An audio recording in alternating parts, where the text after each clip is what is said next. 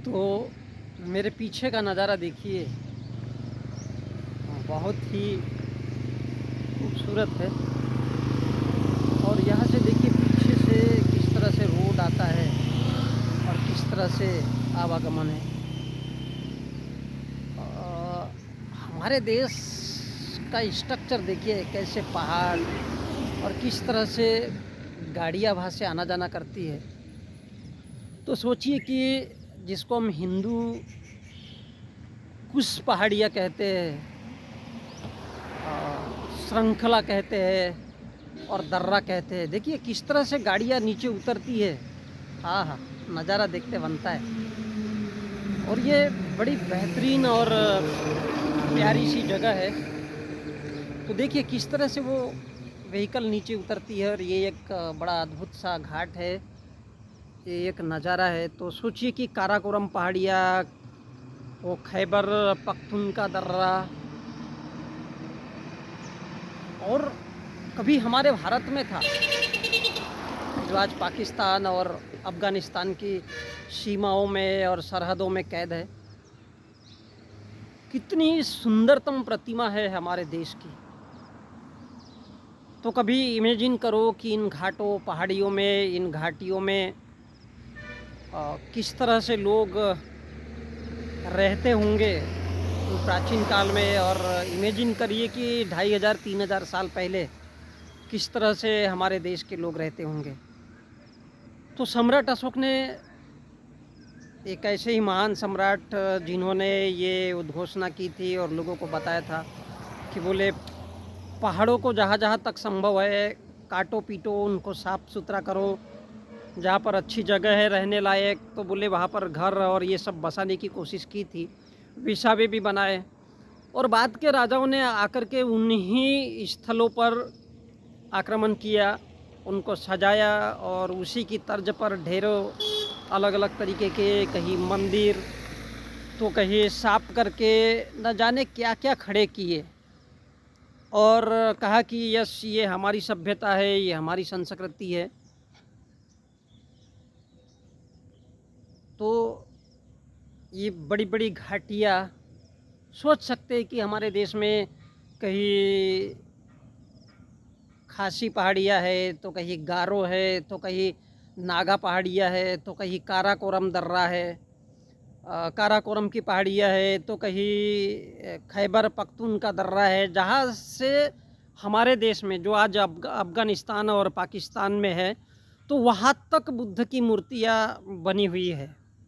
संभवतः हम अफ़गानिस्तान के आजू बाजू के एरिया, जिसको किर्गिस्तान, ताजिकिस्तान और न जाने क्या क्या इस्तान नाम दिया हुआ है, तो ये हमारे भारत के में बाहर से आए हुए विदेशियों के द्वारा दिए हुए नाम है। ये हमारे दिए हुए नाम नहीं है, क्योंकि हमारे प्राचीन काल में एक अलग ही ढंग से नाम दिया गया था।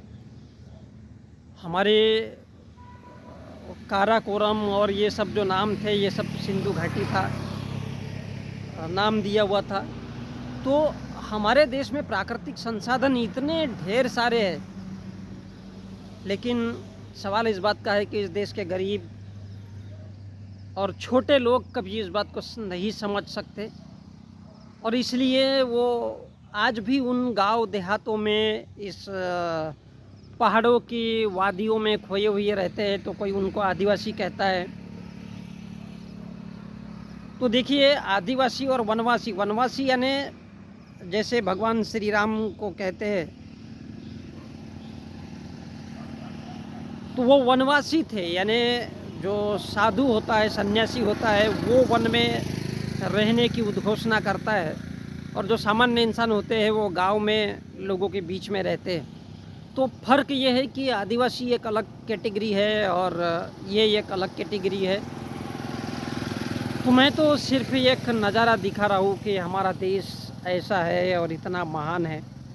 तो सोचिए हमारे देश में किस किस तरह की पहाड़ियाँ, घाटियाँ और ये वादियाँ।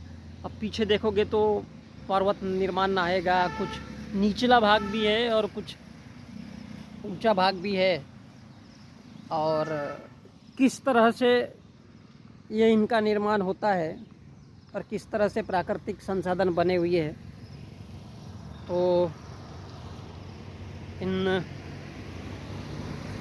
पहाड़ियों को देखिए मेरे पीछे के, और इन नज़ारों को भी देखिए। ये प्रकृति है जिसमें प्रकृति का निर्माण तो कभी आज तक कोई कर नहीं पाया है। ये तो स्वतः ही निर्माण होता है, और इसी का अस्तित्व ही हमारा अपना या इंसान इसी प्रकृति के नीचे उपजता है, पैदा होता है, कहीं घर बनाता है, कहीं टूटी फूटी जगह में रहता है। तो हमारे देश के जो गौर गरीब है, जो कमज़ोर लोग हैं, उनको इस चीज़ का एहसास नहीं है, और जिनके पास अथाह पैसा है उनको इस बात का एहसास है, इसलिए वो वनवासी बनने का ढोंग भी कर लेते हैं, और अपने स्व के लिए, अपने अमीर बनने के लिए इस बात का हमको और हमारे गरीब देश के लोगों को एहसास कराते रहते हैं कि यस, उसके लिए वनवासी बनना पड़ता है, जंगलों में रहना पड़ता है, उनको खदेड़ना पड़ता है, और तब जा कर के फिर मंदिर मस्जिद बना करके उन पर राज किया जा सकता है। तो बंधुओं, ये अप्रतिम दृश्य है, और आप देख सकते हैं कि किस प्रकार की यहाँ की मिट्टी है, और ये मिट्टी ही हमारा अस्तित्व है।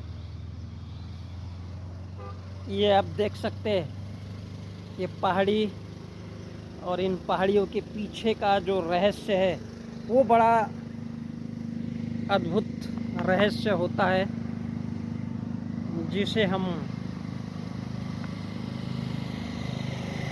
अप्रतिम रूप से देखते हैं, सजाते हैं और संवारते हैं। तो ये हमारी देश की जो सभ्यता है, संस्कृति है, उसको पहाड़ियों की, नदियों की संस्कृति कहते हैं। और मनोरम दृश्य आज जो मेरे को लगा, तो यही मैंने दिखाने की कोशिश की है। और आप देख सकते हैं मेरे पीछे में, और किस तरह से मतलब यहाँ पर नीचे ज़मीन और उसके पीछे का जो रोड है और फिर वो पहाड़ियाँ है। तो हम इन्हीं नज़ारों से दृश्य कर सकते हैं कि हमारे देश की संस्कृति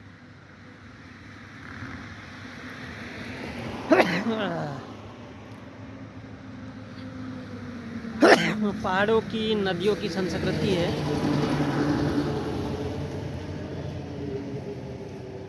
और इसी पे इंसान जीता भी है और इसी पे इंसान मरता भी है। हम इसी धूल मिट्टी से पैदा होते हैं, हमारे माँ बाप, हमारे पुरखे, और इसी धरती में हम लोग भी खेलते कूदते और एक दिन इस दुनिया से चले जाते हैं। तो ये बड़ा अद्भुत और परम सत्य है। कोई ईश्वर बाहर से आता नहीं है, कोई देता नहीं है, इंसान को ही ईश्वर कहा जाता है, और इंसान को ही वनवासी कहा जाता है, उसी को आदिवासी कहा जाता है। जो पहले से इस देश में रह रहा है उसको आदिवासी बोला गया है। तो किसी को छोटा बनाकर तो किसी को बड़ा बना करके उसके टुकड़े टुकड़े किए गए हैं। कभी इमेज करिए या कभी थोड़ा सोच के देखिए, इमेजिन करिए, कल्पना करिए कि हमारा देश में प्राचीन काल से कितने अद्भुत, कभी बर्मा भी भारत में था,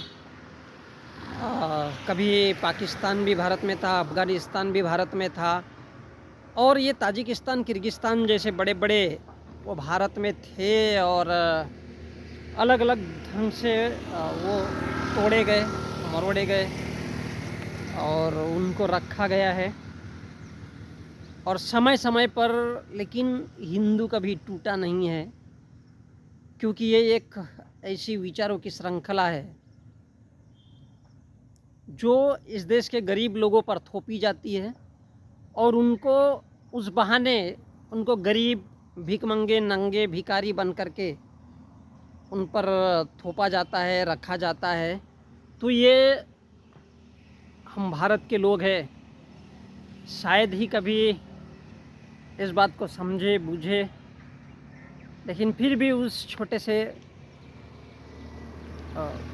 माध्यम के तौर तरीक़ों से मैं कभी कभी कोशिश करते रहता हूँ कि मैं कुछ बोल सकूँ, समझा सकूँ, क्योंकि यूट्यूब जैसे है, और हो सकता है जब भी आप 5-10 सालों के बाद देखोगे, तो आपको ये बातें शायद समझ में आएगी कि प्रकृति से हमारा रिश्ता क्या है और प्रकृति से हमारा नाता क्या है।